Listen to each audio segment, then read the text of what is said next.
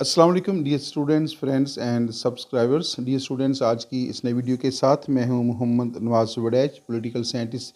Dear students, आज मेरा topic है structure of government in Pakistan according to the constitution of 1973। तो 1973 के आइन के मुताबिक पाकिस्तान के अंदर जो इस वक्त प्रोविंशियल लेवल के ऊपर और सेंट्रल लेवल के ऊपर जो गवर्नमेंट का स्ट्रक्चर है उसके ऊपर जो है आज हम बात कर रहे हैं।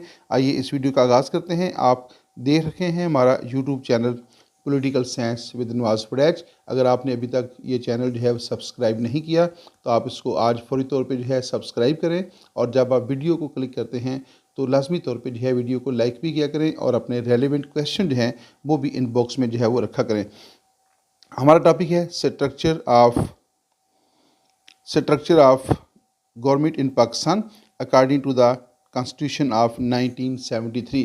तो मैं आपको बताता चलूँ कि पाकिस्तान के अंदर कुल 3 कॉन्स्टिट्यूशन जो है वो नाफिज हो चुके हैं। पहला कॉन्स्टिट्यूशन जो था वो 1956 को, दूसरा कॉन्स्टिट्यूशन जो है वो 1962 को, और तीसरा कॉन्स्टिट्यूशन जो है वो 1973 को जो है नाफिज हुआ था। इस वक्त पाकिस्तान का जो पॉलिटिकल सिस्टम है, इस वक्त जिस आइन के मुताबिक पाकिस्तान का निज़ाम चल रहा है वो है कॉन्स्टिट्यूशन ऑफ 1973। और आज हम जो है ये जानने की कोशिश करेंगे कि 1973 के कॉन्स्टिट्यूशन के मुताबिक पाकिस्तान का जो पॉलिटिकल सिस्टम है, पाकिस्तान का जो गवर्नमेंटल स्ट्रक्चर है, चाहे वो प्रोविंशियल लेवल का है या फिर वो सेंट्रल लेवल का है, उसकी वर्किंग सिचुएशन क्या है, किस तरह वो काम करता है और कौन कौन से अहम अदारों के ऊपर जो है वो मुश्तमिल है। The constitution of Pakistan establish the country as a federal parliamentary and democratic form of government. तो 1973 का जो कॉन्स्टिट्यूशन है, कॉन्स्टिट्यूशन ऑफ 1973, वो क्या करता है, establish the country as a federal parliamentary and democratic form of government.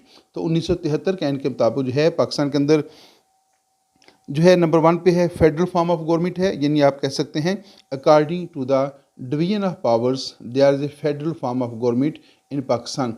तो तकसीमी अख्तियारात के अतबार से यानी सेंट्रल गवर्नमेंट और प्रोविंशियल गवर्नमेंट्स के दरमियान या सेंटर और जो सूबे हैं उनके दरमियान अख्तियारात की तकसीम के अतबार से फेडरल फॉर्म ऑफ गवर्नमेंट जो है वो पाया जाता है 1973 के कॉन्स्टिट्यूशन के मुताबिक। दूसरे नंबर पे है पार्लियामेंट्री सिस्टम। तो according to the separation of powers or according to the relationship between the legislature and executive branch of the government there is parliamentary form of government।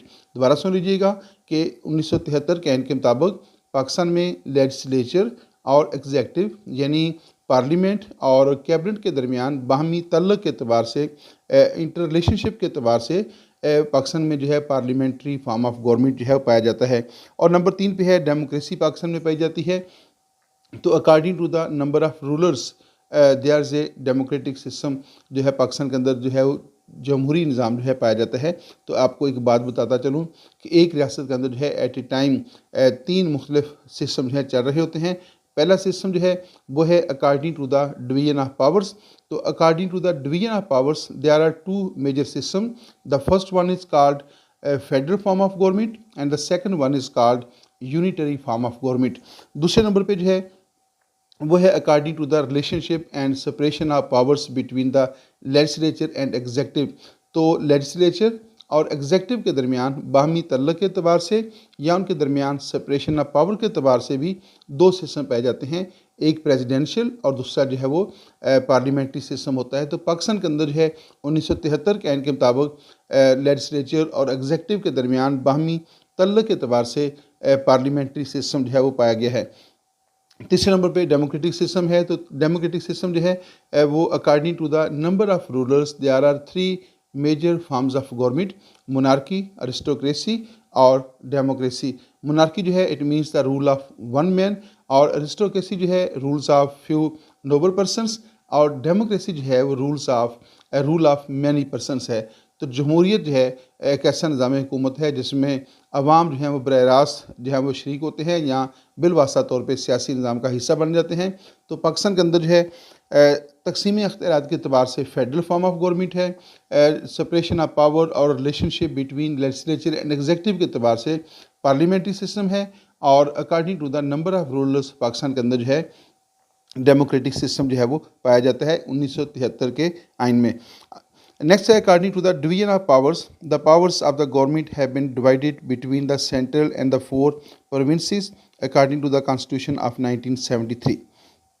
क्या जी 1973 का जो आइन है उसके मुताबिक जो डिवीजन ऑफ पावर्स है उसमें क्या किया गया है कि उसके मुताबिक पाकिस्तान के अंदर फेडरल फॉर्म ऑफ गवर्नमेंट जो है वो कैम्प किया गया है। According to the division of powers the powers of the government have been divided between centre and 4 provinces government, यानी तकसीम अख्तियारात के अतबार से पाकिस्तान में चूँकि फेडरल फॉर्म ऑफ गवर्नमेंट पाया जाता है तो डिवीजन ऑफ पावर्स जो है उसमें क्या होता है कि जो गवर्नमेंटल पावर्स होती हैं उन्हें एक सेंट्रल गवर्नमेंट और चंद प्रोविंशियल गवर्नमेंट्स के दरमियान तकसीम कर दिया जाता है।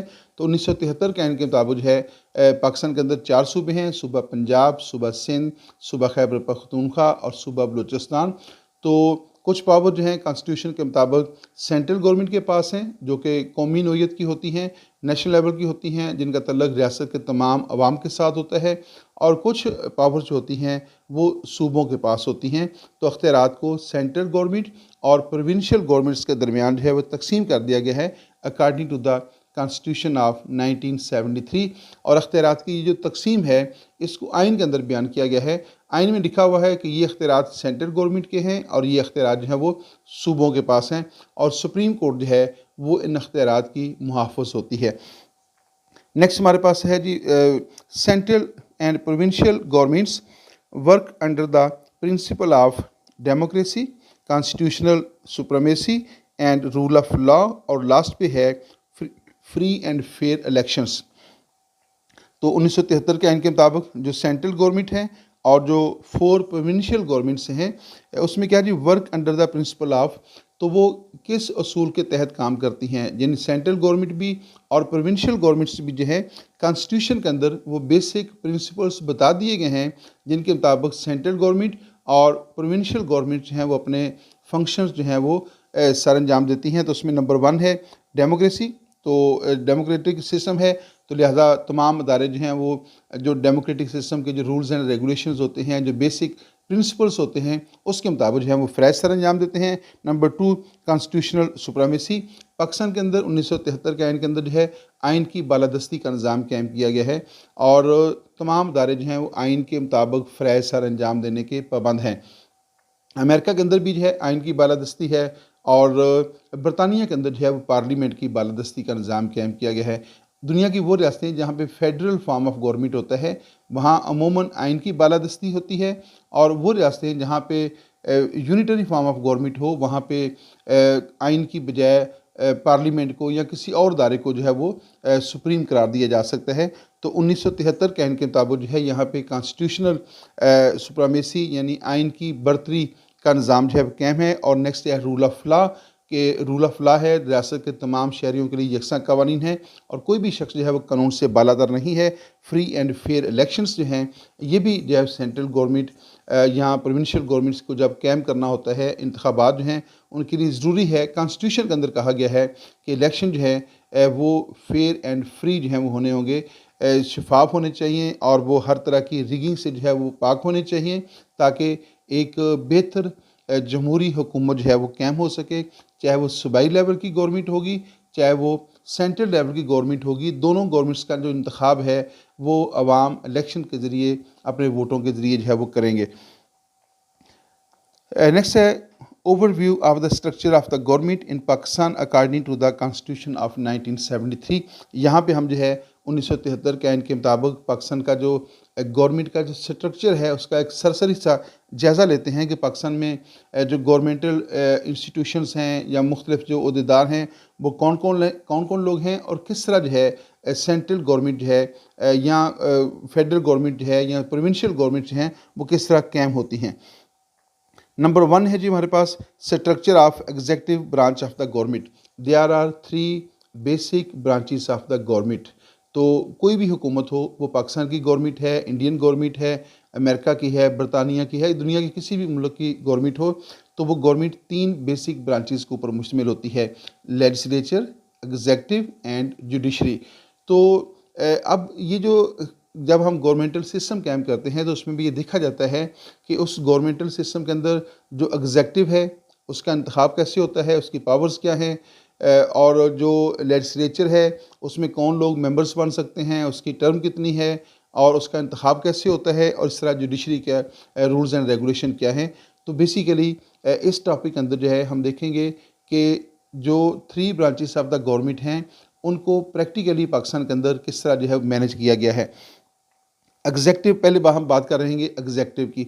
एग्जेक्टिव से मुराद है इंतज़ामिया, यानी एग्जेक्टिव से मुराद हुकूमत का वो शोबा है जो कि जो लेजिस्लेचर के या पार्लियामेंट के बनाए हुए कवानीन को नाफिज करता है। रियासत की जो इंटरनल पॉलिसी होती हैं, एक्सटर्नल पॉलिसीज़ होती हैं, उनको जो है फार्मूलेट करता है।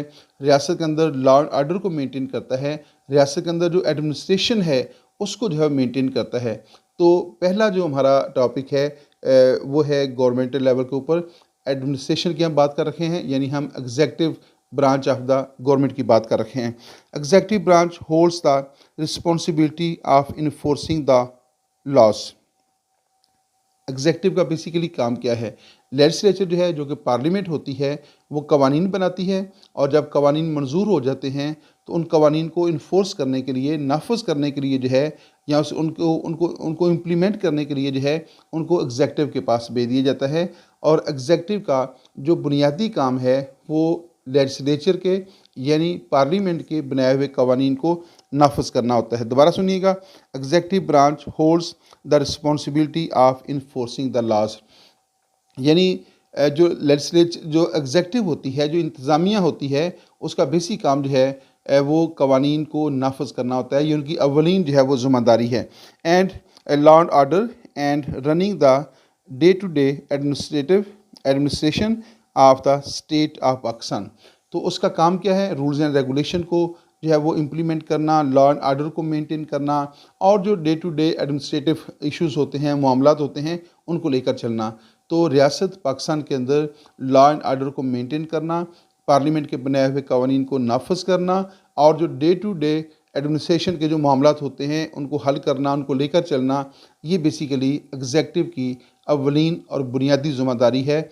इस मकसद के लिए जो है एग्जेक्टिव कैंप की जाती है। अब नेक्स्ट बात आप सुन लीजिएगा कि जब हम यहाँ पे एग्जेक्टिव की टर्म इस्तेमाल कर रहे होते हैं तो पाकिस्तान में चूँकि पार्लियामेंट्री फॉर्म ऑफ गवर्नमेंट पाया जाता है, तो यहाँ पे एग्जेक्टिव से मुराद है प्राइम मिनिस्टर, उसके मिनिस्टर्स एंड प्रेसिडेंट। तो ये क्या है? ये एग्जेक्टिव में शुमार होते हैं। और उसके बाद जो है पार्लियामेंट आ जाती है जो कि लेजिस्लेचर में जो है वो शुमार होती है। आइए नेक्स्ट पॉइंट की तरफ चलते हैं। एग्जेक्टिव के हवाले से ही एक और स्लाइड हमारे पास है, की players of the adjective branch. जो एग्जेक्टिव ब्रांच है गवर्नमेंट का, जो एग्जेक्टिव ब्रांच है उसके की प्लेयर्स कौन से होते हैं, यानी उसमें अहम ओहदेदार कौन कौन से लोग शामिल होते हैं। नंबर 1 है president of the Pakistan. Pakistan का जो पॉलिटिकल सिस्टम है, पाकिस्तान का जो गवर्नमेंटल सिस्टम है, उसमें वो चूँकि पार्लियामेंट्री फॉर्म ऑफ गवर्नमेंट है, तो पार्लियामेंट्री फॉर्म ऑफ गवर्नमेंट के अंदर जो हेड ऑफ़ द स्टेट होता है वो प्रेसिडेंट होता है। यानी पार्लिमानी निज़ाम हुकूमत के अंदर एक ओहदा हेड ऑफ़ द स्टेट का होगा और दूसरा ओहदा जो है वो हेड ऑफ़ द गवर्नमेंट का होता है। तो जो एग्जेक्टिव है वो मुश्तमिल होगी प्राइम मिनिस्टर, मिनिस्टर्स और उसके प्रेसिडेंट के ऊपर। तो प्रेसिडेंट जो है उसका रोल क्या है, उसके पास कौन सा ओहदा होता है? तो he is considered as the head of the state. वो रियासत का सरबराह है, वो हेड ऑफ़ द स्टेट कहलाता है, जबकि जो प्राइम मिनिस्टर होता है वो हेड ऑफ़ द गवर्नमेंट कहलाता है। ये आपने फ़र्क जो है वो कायम रखना है। President of Pakistan is a nominal, symbolic and ceremonial head of the state in the parliamentary system of Pakistan.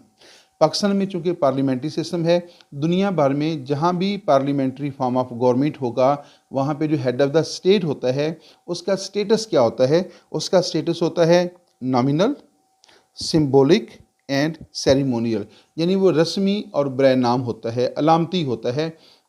उसके पास कोई एक्टिव पावर्स नहीं होती, वो अपनी पावर्स को बरह रास्त अपनी मर्ज़ी से इस्तेमाल नहीं कर सकता। जो प्रेसिडेंट होता है वो हेड ऑफ़ द स्टेट तो ज़रूर होता है, लेकिन उसका जो स्टेटस होता है वो होता है नॉमिनल, यानी वो बरह नाम सरबराह रियासत होता है। वो सिम्बोलिक होता है, वो symbolic head of the state होता है, यानी वो अलामती हेड ऑफ़ द स्टेट है। और इसके साथ साथ जो है वो सेरेमोनियल है, रस्मी जो है वो हेड ऑफ़ द स्टेट के फ़रज़ सर अंजाम देता है। ये जो 1973 के आइन के मुताबिक पाकिस्तान के प्रेसिडेंट का जो स्टेटस है, जिसको हम कहते हैं नॉमिनल, सिंबॉलिक एंड सेरेमोनियल, ये सिर्फ पाकिस्तान में नहीं है, दुनिया में जहाँ कहीं भी पार्लियामेंट्री फॉर्म ऑफ गवर्नमेंट पाया जाता है, जैसा कि इंडिया के अंदर पार्लियामेंट्री फॉर्म ऑफ गवर्नमेंट है, बरतानिया के अंदर पार्लियामेंट्री फॉर्म ऑफ गवर्नमेंट है, या फिर बांग्लादेश के अंदर जो है पार्लियामेंट्री फॉर्म ऑफ गवर्नमेंट है। तो जहाँ भी पार्लियामेंट्री फॉर्म ऑफ गवर्नमेंट होगा, वहाँ पे हेड ऑफ़ द जो स्टेट होता है, वो कोई भी हो, वो सेरेमोनियल होगा, वो नॉमिनल होगा, वो टाइटलर होगा, वो सिंबॉलिक होगा, ये उसके फीचर्स होंगे। इंडियन जो प्रेसिडेंट है वो भी रस्मी और बरनाम होता है। तो इन पार्लियामेंट्री सिस्टम के अंदर जहाँ भी हेड ऑफ़ द स्टेट है, उसकी हैसियत रस्मी और बरनाम है, और पाकिस्तान के अंदर भी 1973 के आइन के मुताबिक प्रेसिडेंट की हैसियत जो है वो रस्मी और बरनाम होती है। He is elected by the electoral college, यानी जो प्रेसिडेंट होता है, जो पाकिस्तान का जो प्रेसिडेंट है, उसका इंतखाब कैसे होता है, तो he is elected by the electoral college.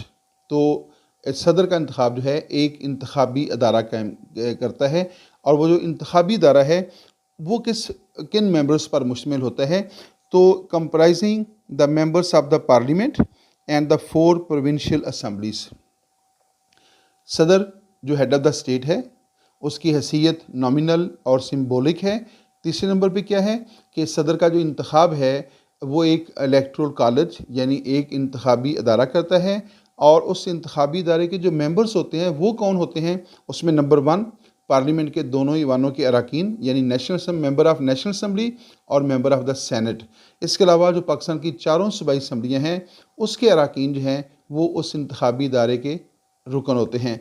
यानी सदर के इंतखाब के लिए जो इंतखाबी दायरा कायम होता है, वो पंजाब असम्बली के तमाम अराकीन, सिंध असम्बली के अराकीन, बलूचिस्तान असम्बली के अराकीन, खैबर पख्तूनख्वा की असम्बली के अराकीन, नेशनल असम्बली के अराकीन, और नंबर 6 पे है सेनेट के अराकीन पर मुश्तमिल होता है। तो ये 4 सूबाई असम्बलियाँ और पार्लियामेंट के दोनों ईवान मिलकर सदर का इंतखाब करते हैं।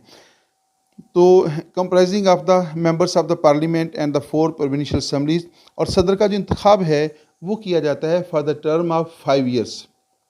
सदर के अहदे की मुद्दत 5 साल है, और उसका इंतखाब जो है वो पार्लियामेंट के अराकीन और नेशनल और प्रोविंशियल असम्बली के अराकीन करते हैं। जब 1973 का आइन बनाया गया था, तो उस वक्त सदर को मुंतखब करने का अख्तियार सिर्फ पार्लियामेंट के दोनों ईवानों के अराकीन को ही था। लेकिन जब 1985 के अंदर जो है कॉन्स्टिट्यूशन के अंदर 8th अमेंडमेंट की गई, तो उस 8th अमेंडमेंट के अंदर जो है सूबाई असम्बलियों के अराकीन को भी उस इंतखाबी दायरे का हिस्सा बना दिया गया था।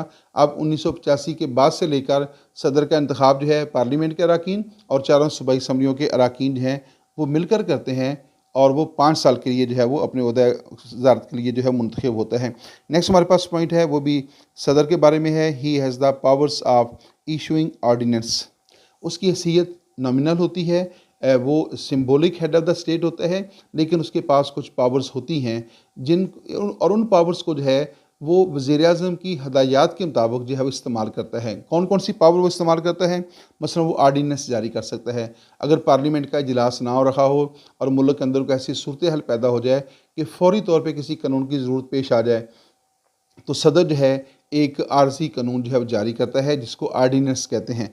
तो सदर आर्डीनेंस जारी कर सकता है, अप्रूविंग द बिल्स, और पार्लियामेंट जो है जिन बिल की मंजूरी देती है उनके ऊपर हतमी दस्तखत जो हैं वो प्रेसिडेंट देता है। जैसा कि अभी हमारे यहाँ 26th अमेंडमेंट हुई है, तो 26th अमेंडमेंट जो है जब उसको पार्लियामेंट के दोनों ईवानों ने उसकी मंजूरी दे दी, तो उसके बाद जो है उसके बाद मुसवदा जो है सदर के पास गया, और सदर ने उसके ऊपर जो है वो फाइनल दस्तखत कर दिए। उसके बाद जो 26th अमेंडमेंट है उसकी अप्रूवल मिल गई थी।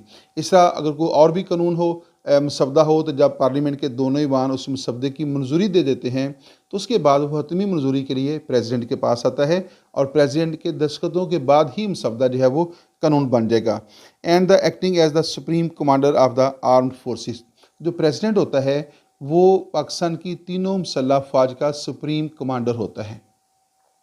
तो सदर के पास जो पावर्स हैं वो कौन कौन सी पावर्स हैं? नंबर 1 उसके पास है कि वो आर्डीनेंस जारी कर सकता है, वो अप्रूवल ऑफ द बिल्स जो है पार्लियामेंट के मंजूर किए हुए जो बिल्स होते हैं उनको मंजूरी देकर उनको कवानीन का स्टेटस दे सकता है, और प्रेसिडेंट होता है वो तीनों मुसल्लह फ़ौज का सरबराह होता है। तो as a head of the state जो है वो पाकिस्तान की फ़ौज का सुप्रीम कमांडर जो है वो कंसीडर किया जाता है। नेक्स्ट हमारे पास पॉइंट है जी prime minister of the Pakistan. जो हमारे यहाँ सेंट्रल गवर्नमेंट है, जो हमारे यहाँ फेडरल गवर्नमेंट है, उसमें हेड ऑफ़ द स्टेट है प्रेसिडेंट और हेड ऑफ़ द गवर्नमेंट जो है वो प्राइम मिनिस्टर है। तो आइए देखते हैं कि प्राइम मिनिस्टर क्या है। Prime minister of Pakistan is more powerful player in the political system of Pakistan. Pakistan का जो पॉलिटिकल सिस्टम है, पाकिस्तान का जो फेडरल गवर्नमेंट का जो सिस्टम है, उसमें जो प्राइम मिनिस्टर होता है, जो वज़ीर आज़म होता है, वो सबसे ज़्यादा बाख्तियार होता है। यानी आप यूँ समझ लें कि वो चीफ़ एग्जेक्टिव होता है। तमाम इंतज़ामी अख्तियारात का असल मालिक जो है वो प्राइम मिनिस्टर होता है और सदर की हैसियत जो है वो रस्मी होती है। सदर बहरहाल जो फ़ैसला सर अंजाम देता है उसके पीछे जो है वज़ीर आज़म की हदायत शामिल होती हैं, वज़ीर आज़म की एडवाइस शामिल होती है और वह वज़ीर आज़म की हदायत के मुताबिक ही फ़ैसला सर अंजाम देता है। मैंने आपको पहले बताया कि दुनिया भर के तमाम जो पार्लियामेंट्री सिस्टम है वहाँ पे head of the state nominal होता है और वो वज़ीर आज़म की हदायत के मुताबिक जो है वो फ़ैसला सर अंजाम देता है। He is elected from the national assembly of Pakistan. तो जो प्राइम मिनिस्टर होता है he must be the member of national assembly. तो वो जो नेशनल असम्बली के जो मेंबर्स होते हैं उन मेंबर्स में से जो है वज़ीर आज़म का चुनाव किया जाता है। तरीक़ेकार ये है कि जब आम इंतखाबात होते हैं, आम इंतखाबात के बाद इलेक्शन कमीशन ऑफ पाकिस्तान जो है वो इस बात की अनाउंसमेंट करता है कि कौन सी पार्टी है जिसने इन इंतखाबात के अंदर जो है यानी नेशनल असम्बली के इंतखाबात में अक्सरियत हासिल कर ली है। तो जिस पार्टी को अक्सरियत हासिल होती है जो इलेक्शन कमीशन है वो उस पार्टी के सरबराह को हुकूमत साजी करने की दावत देता है। अब पार्टी का जो सरबराह है अगर वो चाहे तो ख़ुद अपना नाम पेश कर सकता है अगर वो पार्लियामेंट का मेंबर है तो, या फिर अपनी पार्टी के किसी भी ऐसे रुकन को जो पार्लियामेंट का मेंबर है यानी वो नेशनल असम्बली का मेंबर है तो फिर वो उसका नाम बतौर वज़ीर आज़म जो है पेश कर सकता है। तो जब उसका नाम पेश कर दिया जाएगा उसके बाद वो इत्मीनान का वोट लेगा और वो पाकिस्तान का प्राइम मिनिस्टर जो है वो मुंतखब हो जाएगा।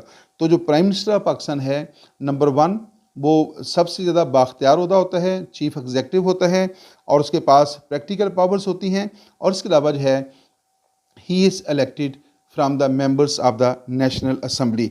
और जहाँ तक उसकी टर्म का तल्लक है आम तौर पे हम ये ख्याल करते हैं कि चूँकि वो नेशनल असम्बली का मेंबर होता है और नेशनल असम्बली के अरकान में से ही वज़ीर आज़म का इंतखाब किया जाता है, तो नेशनल असम्बली की मुद्दत जो कि 5 साल है तो हम आम ख्याल करते हैं कि जो वज़ीर आज़म है उसकी ओहदे की मुद्दत भी 5 साल है। लेकिन कॉन्स्टिट्यूशन ये कहता है कि वज़ीर आज़म जो है वो उस वक्त तक अपने ओहदे के ऊपर फायज रहेगा जब तक उसे नेशनल असम्बली के अरकान का इत्मीनान हासिल रहेगा। वो इत्मीनान अगर 1 साल तक रहे तो वो 1 साल तक वज़ीर आज़म के ओहदे के ऊपर फायज रहेगा, अगर 3 साल तक रहे तो फिर वो 3 साल तक रहेगा, अगर वो 5 साल तक रहे तो वो 5 साल तक ही रहेगा। लेकिन वज़ीर आज़म की जो मुद्दत है जब पार्लियामेंट डिज़ाल्व हो जाती है तो उसके बाद वज़ीर आज़म के जो मुद्दत है वो भी ख़त्म हो जाती है। तो वज़ीर आज़म जो है चूँकि नेशनल असम्बली का मेंबर होता है तो अगर नेशनल असम्बली डिज़ाल्व हो जाएगी तो फिर वज़ीर आज़म भी अपने ओहदा वज़ारत उज़्मा के ऊपर जो है वो कायम नहीं रहेगा। तो गोया मुख्तसर ये कि वज़ीर आज़म की ओहदे की जो मुद्दत है उसका इन्हिसार वज़ीर आज़म के ऊपर पार्लियामेंट के इत्मीनान पर होता है।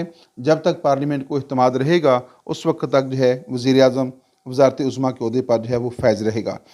नेक्स्ट हमारे पास पॉइंट है जी प्राइम मिनिस्टर ऑफ पाकिस्तान जो है overseas the operations of ministers, civil service and government agencies. तो प्राइम मिनिस्टर होता है उसकी ज़िम्मेदारियाँ क्या होती हैं। तो प्राइम मिनिस्टर जो है उसके पास एक कैबिनेट होती है, कैबिनेट से मुराद वज़रा की टीम होती है जिसका सरबराह वज़ीर आज़म बज़ाते ख़ुद होता है। तो वो तमाम वज़रा की कारकर्दगी का जायज़ा लेता है, उनकी ज़िम्मेदारियों को देखता है, उनके दरमियान ज़िम्मेदारियाँ तकसीम भी करता है। उनके चुनाव भी जो है यानी जो वज़रा होते हैं उनका इंतखाब भी वज़ीर आज़म जो है वो अपनी मर्ज़ी से करता है। वो पार्लियामेंट के अरकान में से जिसे चाहे अपना वज़ीर बना सकता है। उनके दरमियान ओहदों की भी तकसीम करता है कि इस वज़ीर के पास फ़लाँ वज़ारत होगी, इस वज़ीर के पास फ़लाँ वज़ारत होगी। इस बात का हतमी फ़ैसला भी वज़ीर आज़म जो है ख़ुद करता है। तो इस हवाले से जो है वज़ीर आज़म को बहुत वसी इख्तियारात हासिल हैं। इसके अलावा सिविल सर्विस जो है उनकी भी निगरानी करता है और पाकिस्तान के अंदर जो मुख्तलिफ गवर्नमेंटल एजेंसीज़ काम कर रही होती हैं उनकी भी जो है वो निगरानी कर रहा होता है। नंबर 2 पे आ जाइएगा points members of the cabinet. ये मैं आपको बता चुका हूँ कि वज़ीर आज़म का इंतखाब from the members of the national assembly होता है अब जब वज़ीर-ए-आज़म अपने ओहदे का हलफ़ ले लेता है तो उसके बाद सबसे अहम काम जो उसने करना होता है वो अपने मिनिस्टर्स का चुनाव करना होता है। मिनिस्टर्स के चुनाव के हवाले से वज़ीर-ए-आज़म के ऊपर ये पाबंदी ऐद होती है कि वो सिर्फ़ पार्लियामेंट के दोनों ईवानों के अरकान में से ही मिनिस्टर्स का चुनाव कर सकता है। वो किसी ऐसे शख्स को मिनिस्टर नहीं बना सकता जो पार्लियामेंट का मेंबर ना हो। अगर फ़र्ज़ करें कि वो आर्ज़ी तौर पे किसी ऐसे शख्स को अपनी कैबिनेट में शामिल कर लेता है जो पार्लियामेंट का मेंबर नहीं है, तो फिर 6 माह के अंदर अंदर जो है उसको पार्लियामेंट का मेंबर बनाना ज़रूरी होता है। अगर 6 माह के अंदर अंदर वो पार्लियामेंट का मेंबर नहीं बन सका, तो जैसे ही 6 माह की मुद्दत ख़त्म होगी वो उस वज़ारत के ओहदे से बरतरफ हो जाएगा। तो वज़ीर-ए-आज़म जो है वो ना सिर्फ कैबिनेट के मेंबर्स की अपॉइंटमेंट्स करता है, बल्कि उनके दरमियान जो मिनिस्ट्रीज़ हैं उसकी भी तकसीम करता है और उनके काम की निगरानी भी करता है। वज़ीर-ए-आज़म जब चाहे कैबिनेट का इजलास तलब कर सकता है और जिसको चाहे जब चाहे कैबिनेट से बरतरफ भी जो है कर सकता है और उससे वज़ारत का जो कलमदान है वो वापस भी ले सकता है। नेक्स्ट नंबर पे आ जाइएगा, leader of the national assembly. तो वो कैदे ईवान भी होता है। जिस तरह कैदे हिज़्ब इख्तिलाफ होता है, तो जो कैदे ईवान है वो वज़ीर-ए-आज़म होता है। इस हवाले से वज़ीर-ए-आज़म को इंतहाई ज़्यादा अहमियत हासिल होती है कि नेशनल असम्बली के प्लेटफार्म के ऊपर वो लीडर ऑफ़ द हाउस के फ़रज़ सर अंजाम देता है और बतौर लीडर ऑफ़ द हाउस वो जो बात कहता है वो बात दरअसल उसकी पॉलिसीज़ का जो है तयन कर रही होती है। नेक्स्ट है chairs the council of the common interest. तो 1973 के आइन के मुताबिक पाकिस्तान का जो वज़ीर-ए-आज़म होता है, जो council of the common interest है, यानी मुश्तरका मफादात की कौंसल जो कि सूबों के मफादात का तयन करती है, तो उसका भी वो चेयरमैन है। यानी council of the common interest, मुश्तरका मफादात की कौंसल का सरबराह जो है वो वज़ीर-ए-आज़म होता है। Acts as the chief adviser of the prime minister. तो जो वज़ीर-ए-आज़म है acts as the chief adviser, वो चीफ एडवाइज़र के फ़रज़ जो है सर अंजाम देता है। और नंबर 6 है shapes the national external and internal policies.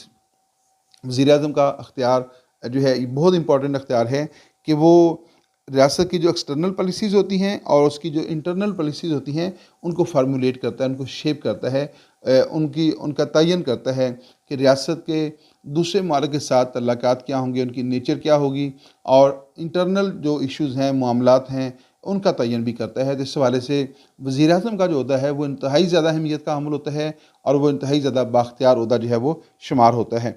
Next हमारे पास है जी फेडरल कैबिनेट। तो 2 हमने बता दिए हैं, आपको प्रेसिडेंट के बारे में बता दिया, उसके बाद है प्राइम मिनिस्टर और तीसरे नंबर पे हम आगे हैं फेडरल कैबिनेट यानी वफाकी कबीना।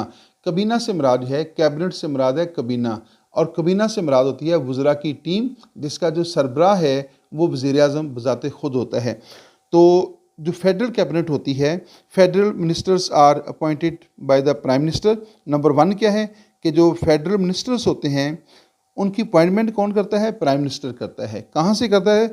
Pakistan from the members of the parliament. तो वज़ीर-ए-आज़म जो है पार्लियामेंट के अरकान में से फेडरल मिनिस्टर्स की अपॉइंटमेंट्स करता है। अब पार्लियामेंट जो है वो 2 हाउसेस के ऊपर मुश्तमिल है, चूँकि बाई कैमरल है, तो एक उसकी नेशनल असम्बली है और उसका अपर हाउस जो है वो सेनेट है। तो वज़ीर-ए-आज़म जो है पार्लियामेंट के दोनों ईवानों से अपने मिनिस्टर्स का इंतखाब कर लेता है। वो कौमी असम्बली के मेंबर्स में से भी और सेनेट से भी जो है वज़रा लेता है, लेकिन ज़्यादातर अहमियत जो है वो नेशनल असम्बली के मेंबर्स को दी जाती है और सेनेट से जो है वो कम वज़ीर दिए जाते हैं। तो नेशनल असम्बली के जो मेंबर्स होते हैं उनको ज़्यादा इंपॉर्टेंस की जो हामिल मिनिस्ट्रीज़ होती हैं आम तौर पे वो दी जाती हैं। लेकिन ये वज़ीर-ए-आज़म की मर्ज़ी है कि जिस वज़ीर को जो चाहे मुतलका मिनिस्ट्री दे सकता है और जब चाहे उसकी मिनिस्ट्रीज़ को तब्दील कर सकता है या उसको कैबिनेट से जो है वो खारिज भी कर सकता है, उससे वज़ारत का ओहदा वापस ले सकता है। ये जो है वज़ीर-ए-आज़म की मर्ज़ी है। और लास्ट बात, अगर वज़ीर-ए-आज़म जो है किसी ऐसे शख्स को अपनी कैबिनेट में शामिल कर ले जो पार्लियामेंट के किसी भी ईवान का मेंबर ना हो, तो फिर उसको 6 माह के अंदर अंदर जो है पार्लियामेंट का मेंबर बनना पड़ता है। अगर वो 6 माह के अंदर पार्लियामेंट के किसी एक ईवान का यानी नेशनल असम्बली का या सेनेट का मेंबर बनने में नाकाम हो गया, तो फिर जैसे ही 6 माह का टाइम गुजरेगा तो वो वज़ारत से जो है वो अलग हो जाएगा। आइए नेक्स्ट पॉइंट की तरफ चलते हैं। अभी तक जो मैंने बात बताई है उसमें फेडरल जो हमारा सिस्टम है उसमें प्रेसिडेंट के हवाले से, प्राइम मिनिस्टर के हवाले से और फेडरल कैबिनेट के हवाले से बात हुई है। और नेक्स्ट हमारे पास है प्रोविंशियल गवर्नमेंट। देखिए जहाँ पे फेडरल फॉर्म ऑफ गवर्नमेंट होता है वहाँ पे ड्यूल सिस्टम काम कर रहा होता है, एक फेडरल लेवल के ऊपर और एज इट इज़ जो है एक प्रोविंशियल लेवल के ऊपर। यानी जिस तरह फेडरल लेवल के ऊपर एग्जेक्टिव है तो एक एग्जेक्टिव जो है वो प्रोविंशियल लेवल के ऊपर होगी। फेडरल लेवल के ऊपर जो है अगर प्रेसिडेंट है तो सूबे के अंदर जो है वो गवर्नर होगा। फेडरल लेवल के ऊपर अगर प्राइम मिनिस्टर है तो सूबे के अंदर चीफ मिनिस्टर होता है।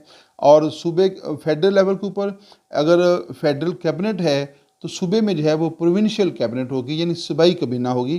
तो दोहरा निज़ाम जो है वो फेडरल फॉर्म ऑफ गवर्नमेंट में पाया जाता है, जो कि पाकिस्तान में फेडरल फॉर्म ऑफ गवर्नमेंट है। तो जिस तरह की हुकूमत का स्ट्रक्चर सेंट्रल लेवल पे या वफाकी मरकज़ी सतह के ऊपर पाया जाता है, वही स्ट्रक्चर जो है वो नीचे सूबे के अंदर भी पाया जाता है। तो आइए देखते हैं, each province is led by the chief minister. सूबे का जो सरबराह होता है वो चीफ मिनिस्टर होता है, यानी सूबे का सरबराह नहीं, सूबाई हुकूमत का सरबराह होता है। ये याद रखिएगा, सूबे का सरबराह गवर्नर होता है और जो सूबाई हुकूमत होती है, सूबे का निज़ाम चलाने के लिए जो गवर्नमेंट कायम की जाती है, उस गवर्नमेंट का सरबराह जो है यानी सूबाई हुकूमत का सरबराह जो है वो चीफ मिनिस्टर होता है। और जो जो प्रोविंशियल गवर्नमेंट है, एक तो वो चीफ मिनिस्टर पर मुश्तमिल होती है, उसके बाद प्रोविंशियल असम्बली होती है और गवर्नर और हाई कोर्ट। यानी हर सूबे के अंदर एक चीफ मिनिस्टर होता है, एक गवर्नर होगा, एक प्रोविंशियल असम्बली होगी, जैसे पंजाब असम्बली है या सिंध असम्बली है या खैबर पख्तूनख्वा और बलूचिस्तान की असम्बलियाँ हैं, तो ये उसकी सूबाई असम्बलियाँ हैं। हर सूबे का आप देखते हैं कि एक चीफ मिनिस्टर है, एक वज़ीर आला है, हर सूबे का एक एक गवर्नर है और हर सूबे के अंदर जो है एक एक हाई कोर्ट कायम की गई है। तो ये जो है ये प्रोविंशियल लेवल का स्ट्रक्चर है, जहाँ पे फेडरल फॉर्म ऑफ गवर्नमेंट होगा। जो सिस्टम सेंट्रल गवर्नमेंट में पाया जाता है वही सिस्टम जो है वो अमूमन प्रोविंशियल लेवल के ऊपर जो है वो पाया जाता है, सूबाई सतह के ऊपर पाया जाएगा। तो मैं आपको थोड़ा सा गाइड कर देता हूँ। सेंट्रल गवर्नमेंट जो होती है, जो वफाकी गवर्नमेंट होती है, उसमें हेड ऑफ़ द जो स्टेट होता है वो होता है प्रेसिडेंट, और सूबे के अंदर जो हेड ऑफ़ द प्रोविंस होगा वो होगा गवर्नर। अब सेंट्रल गवर्नमेंट के अंदर जो हेड ऑफ़ द गवर्नमेंट है वो है प्राइम मिनिस्टर, और सूबे के अंदर जो हेड ऑफ़ द गवर्नमेंट होता है वो चीफ मिनिस्टर होता है, वज़ीर आला होता है। इस तरह जो सेंट्रल लेवल के ऊपर जो कैबिनेट बनेगी हम उसको फेडरल कैबिनेट कहते हैं। वफाकी कबीना, यानी खबर आती है कि वज़ीर आज़म ने वफाकी कबीना का इजलास तलब कर लिया। तो हर सूबे के अंदर भी एक कैबिनेट होती है जिसको प्रोविंशियल कैबिनेट कहते हैं, यानी सूबाई कबीना कहते हैं। अब मरकज़ी सतह के ऊपर एक अदालत पाई जाती है जिसको हम सुप्रीम कोर्ट ऑफ पाकिस्तान कहते हैं। इस तरह हर सूबे के अंदर जो है एक आला अदालत पाई जाती है जिसको हाई कोर्ट कहते हैं। तो हर सूबे की एक हाई कोर्ट है। पाकिस्तान के अंदर 4 सूबे हैं तो हर सूबे की एक एक हाई कोर्ट है, और एक हाई कोर्ट जो है वो इस्लामाबाद के वफाकी दारुल-हुकूमत में कायम की गई है। तो मजमूई तौर पे पाकिस्तान के अंदर 5 हाई कोर्ट्स जो हैं वो कायम की गई हैं, जबकि 4 हाई कोर्ट्स हर सूबे के अंदर हैं। एक हाई कोर्ट जो है वो इस्लामाबाद का जो वफाकी दारुल-हुकूमत है वहाँ पाई जाती है। तो मजमूई तौर पे पाकिस्तान में 5 हाई कोर्ट्स जो हैं इस वक्त मौजूद हैं। नेक्स्ट है जी लेजिस्लेचर। ये जो अभी तक हम बात कर रहे थे ये था executive branch of the government, यानी पाकिस्तान की गवर्नमेंट का जो एग्जेक्टिव का स्ट्रक्चर है, जिसमें प्रेसिडेंट आ जाता है, प्राइम मिनिस्टर आ जाता है और उसकी कैबिनेट आ जाती है। और उसके बाद सूबाई सतह के ऊपर प्राइम मिनिस्टर है, चीफ मिनिस्टर है, गवर्नर है, प्रोविंशियल असम्बलीज़ हैं या हाई कोर्ट है। अब हम आगे हैं लेजिस्लेचर ऑफ पाकिस्तान। पाकिस्तान का जो मजलिस कानून साज का जो निज़ाम है, लेजिस्लेचर का जो सिस्टम है, स्ट्रक्चर है, उसके ऊपर बात कर रखे हैं। The legislature of Pakistan is called parliament. देखें, गवर्नमेंट जो है वो मुश्तमिल होती है 3 ब्रांचेस के ऊपर, लेजिस्लेचर, एग्जेक्टिव एंड जुडिशरी। अब हर मुल्क के अंदर जो लेजिस्लेचर है उसका कोई ना कोई नाम होता है। जैसे पाकिस्तान के अंदर जो लेजिस्लेचर है उसका नाम है पार्लियामेंट। अमेरिकन जो लेजिस्लेचर है उसका नाम है कांग्रेस। तो मुख्तलिफ पोलिटिकल सिस्टम के अंदर या मुख्तलिफ सियासी निज़ामों के अंदर लेजिस्लेचर के नाम मुख्तलिफ होंगे, लेकिन कोई गवर्नमेंट ऐसी नहीं होगी जो जिसके पास लेजिस्लेचर ना हो। हर गवर्नमेंट जो है वो 3 ब्रांचेस के ऊपर मुश्तमिल होती है, लेजिस्लेचर, एग्जेक्टिव एंड जुडिशरी। लेकिन मुख्तलिफ मुल्कों के अंदर इनके नाम मुख्तलिफ हो सकते हैं। जैसे पाकिस्तान की जो लेजिस्लेचर है that is called parliament, and American legislature जो है डेट इज़ कॉल्ड कांग्रेस। अब पाकिस्तान की जो लेजिस्लेचर है जो कि पार्लियामेंट कहलाती है वो बाई कैमरल है। बाई कैमरल लेजिस्लेचर से मुराद ऐसी लेजिस्लेचर होती है जिसके 2 हाउसेज होते हैं, एक उसका अपर हाउस होता है, एक उसका लोअर हाउस होता है। तो पाकिस्तान की पार्लियामेंट जो कि बाई कैमरल है, तो अब दोबारा इसको देखते हैं, फिर इसको बात भी होगी। Legislature of Pakistan is called parliament which is bicameral. तो पार्लियामेंट है, दूसरे नंबर पे ये बाई कैमरल है।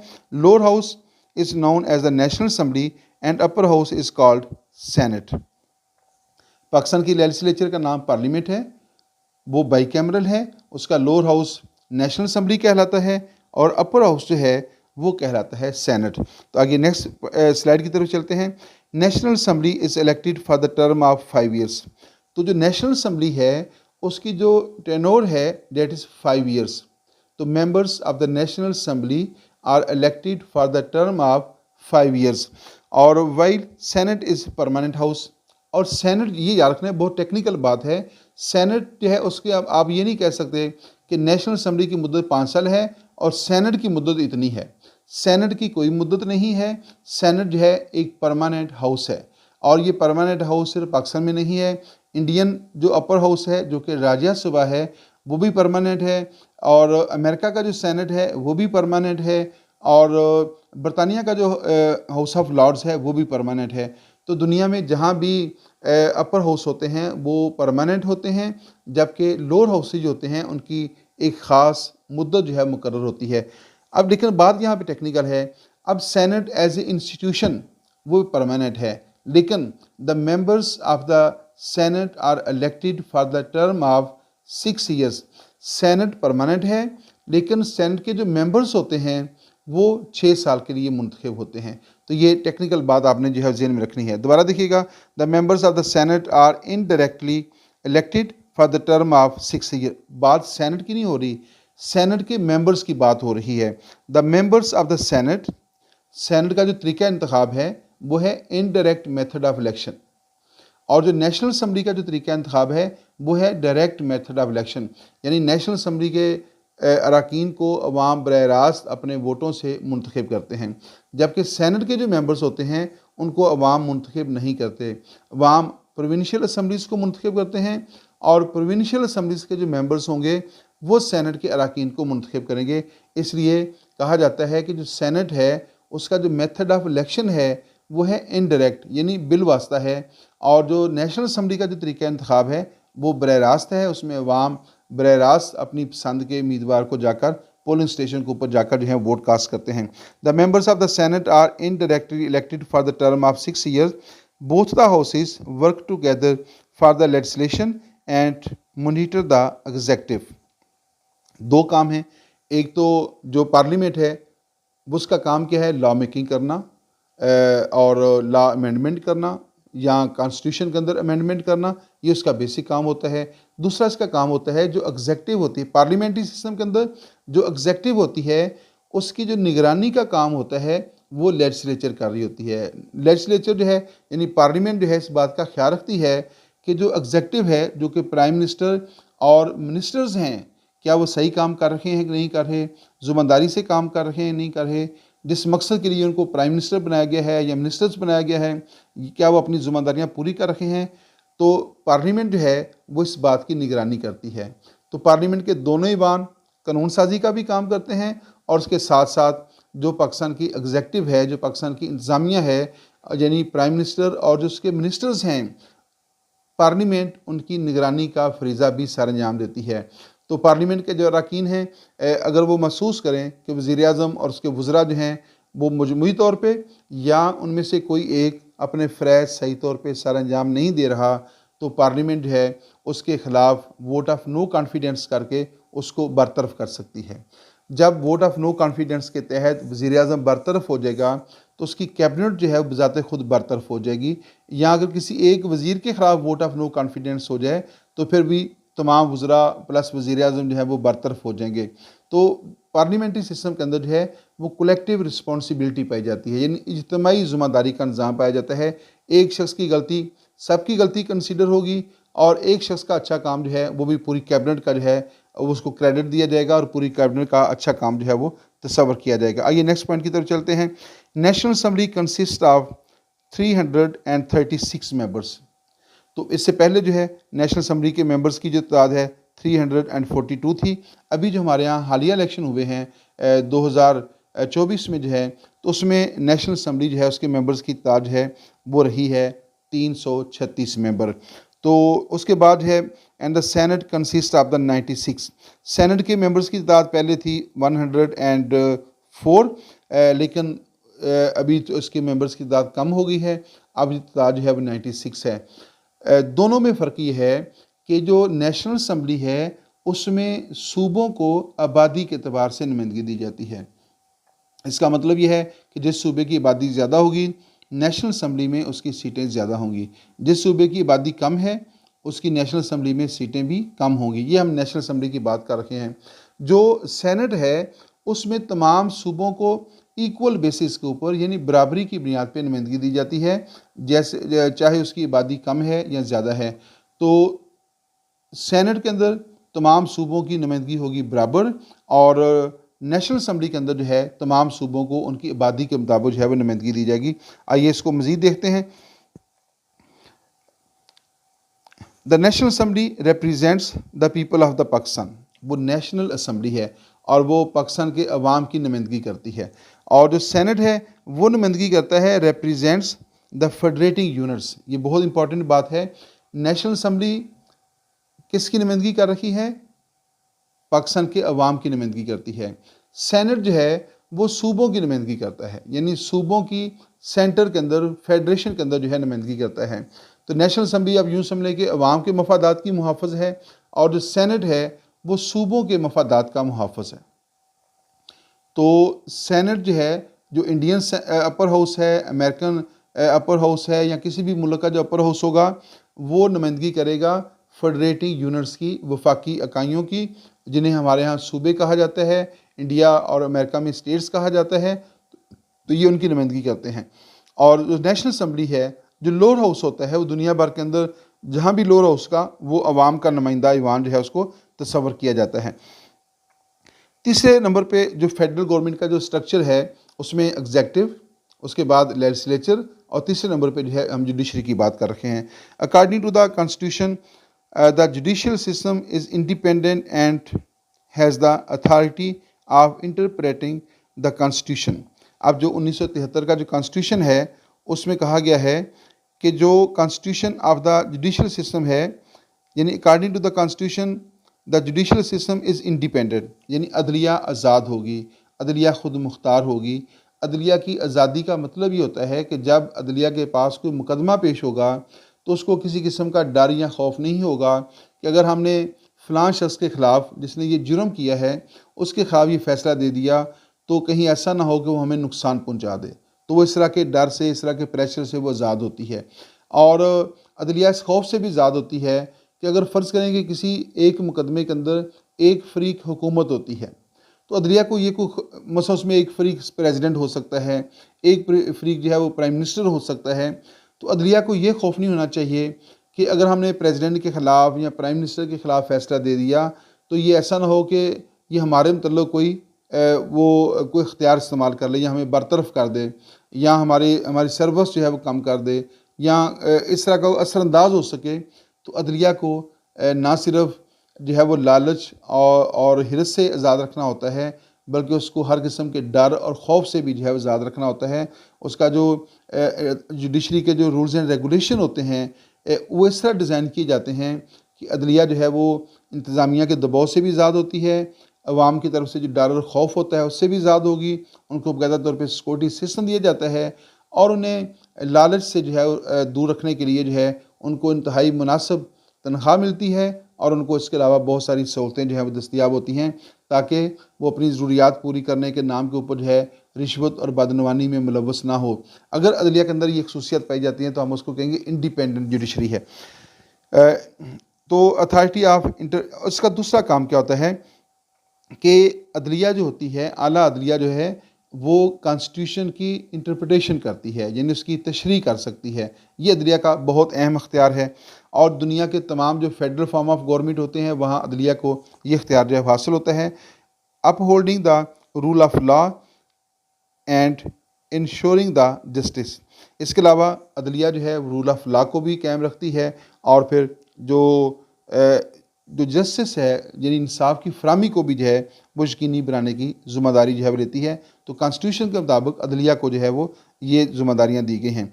Judicial system of Pakistan includes multiple tiers of the courts. Pakistan का जो अदालती निज़ाम है वो बेसिकली मुख्तलिफ टायर्स के ऊपर मुश्तमिल है, यानी मुख्तलिफ दर्जात हैं उसके।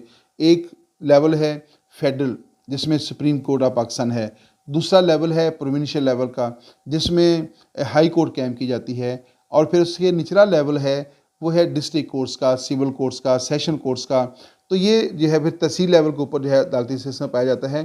तो इसमें मुख्तलिफ टायर्स मुख्तलिफ दर्जात काम कर रहे होते हैं, central government, federal provincial government और फिर डिस्ट्रिक्ट और तहसील लेवल के ऊपर जो है हमारा एक जुडिशल सिस्टम पाया जाता है। तो इसमें कई लेवल के जो है वो अदालतें जो है वो कायम होती हैं। दोबारा देखिएगा, judicial system of Pakistan includes multiple tiers of courts and each is playing the vital role in safeguarding the rights of citizen of Pakistan. तो ये जितने भी टायर्स हैं, चाहे वो डिस्ट्रिक्ट लेवल के हों, चाहे वो प्रोविंशियल लेवल की अदालतें हों या वो फेडरेशन की अदालतें हों, सब जो हैं वो मिलकर जो है वो पाकिस्तान के शहरियों के हुकूक के तहफ़्फ़ुज़ के लिए काम कर रही हैं, वो रूल ऑफ लॉ के लिए काम कर रही हैं, या कॉन्स्टिट्यूशन उनके ऊपर ये ज़िम्मेदारी लगाता है कि वो रूल ऑफ लॉ को यकीनी बनाएंगी और वो पाकिस्तान के शहरियों के जो फंडामेंटल राइट्स हैं उनकी प्रोटेक्शन के लिए जो है वो काम करेंगी। नेक्स्ट पॉइंट की तरफ चलते हैं जी। Supreme court is the apex court of Pakistan.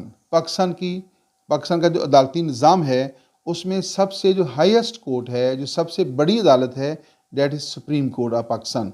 तो इसलिए सुप्रीम कोर्ट ऑफ पाकिस्तान जो है that is consider the apex court of Pakistan, यानी ये आला तरीन अदालत है। Has judicial the original jurisdiction over the constitutional matters. तो जो सुप्रीम कोर्ट ऑफ पाकिस्तान है, जो कि पाकिस्तान की सबसे बड़ी अदालत है, has the judicial power the original jurisdiction over the constitutional matter. तो दस्तूरी मामलात के ऊपर जो है उसको वसी तर अदालती अख्तियारात हासिल हैं। It has the power of interpreting the constitution. तो जो सुप्रीम कोर्ट है वो आइन की तशरीह करने का भी अख्तियार रखती है। इसके अलावा फंडामेंटल राइट्स हैं उनकी प्रोटेक्शन का अख्तियार रखती है। फंडामेंटल राइट्स क्या हैं, कितने हैं, किसके पास होने चाहिए, इनकी प्रोटेक्शन कैसे करनी है, इस बात का तयन भी जो है वो सुप्रीम कोर्ट करती है और उसकी तशरीह भी कर सकती है। और बहुत इंपॉर्टेंट बात आ गई है, disputes between the branches of the government.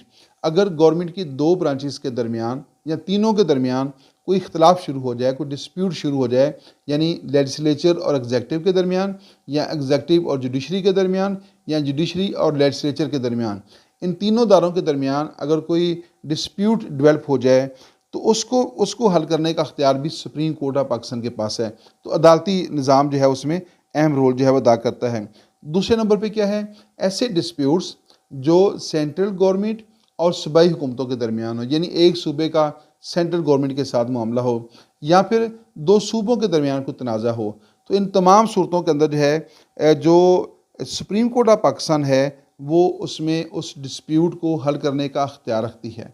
वो तमाम डिस्प्यूट्स जिसमें फ़रीक गवर्नमेंट के तीनों शोबे हों, ऐसे तमाम डिस्प्यूट्स जो सेंट्रल गवर्नमेंट और सूबाई हुकूमतों के दरमियान हों, और ऐसे डिस्प्यूट्स जो सूबों के दरमियान हो, यानी एक सूबे का दूसरे सूबे के साथ कोई तनाज़ा चल रहा हो, तो उसका फ़ैसला करने के लिए अदालत जो है सुप्रीम कोर्ट जो है वो मरकज़ी किरदार जो है वो अदा करती है। दोबारा सुन लीजिएगा, it is the power of interpreting the Constitution, fundamental rights, disputes between branches of the government and between the federal and provincial governments. Next point हमारे पास है जी हाई कोर्ट। तो ये बात हो रही थी सुप्रीम कोर्ट। अब जैसा कि मैंने कहा कि पाकिस्तान के अंदर जो कोई फेडरल फॉर्म ऑफ गवर्नमेंट है, तो जिस तरह का एक गवर्नमेंटल स्ट्रक्चर फेडरल लेवल के ऊपर पाया जाता है, जो कि president, prime minister, cabinet, parliament और सुप्रीम कोर्ट के ऊपर मुश्तमिल है, इसी लेवल का एक सिस्टम जो है वो हर सूबे के अंदर अलग अलग पाया जाता है। तो सूबाई हुकूमत का जो स्ट्रक्चर है वो है गवर्नर, वज़ीर आला, सूबाई कैबिनेट, हाई कोर्ट। तो ये जो है ये सूबाई जो है वो और सूबाई असम्बली भी इसमें आ जाएगा। तो ये सूबाई हुकूमत का जो है स्ट्रक्चर है। तो आइए देखते हैं, each province of Pakistan has high court. Pakistan के हर सूबे के पास एक जो है वो हाई कोर्ट है। High courts have the authority to hear the appeals against the rulings of the lower courts. Sorry, ये लोअर कोर्ट्स लिखा हुआ है, ये बेसिकली है लोअर कोर्ट। तो हाई कोर्ट जो होती है उसकी जो लोअर कोर्ट्स होती हैं, यानी जो डिस्ट्रिक्ट कोर्ट्स हैं, सेशन कोर्ट्स हैं, ये उनके फैसलों के ख़िलाफ़ अपीलें सुनने का भी अख्तियार रखती है। और जो हाई कोर्ट फैसले देती है, हाई कोर्ट के फैसलों के ख़िलाफ़ अपीलें सुनने का अख्तियार सुप्रीम कोर्ट ऑफ पाकिस्तान के पास है।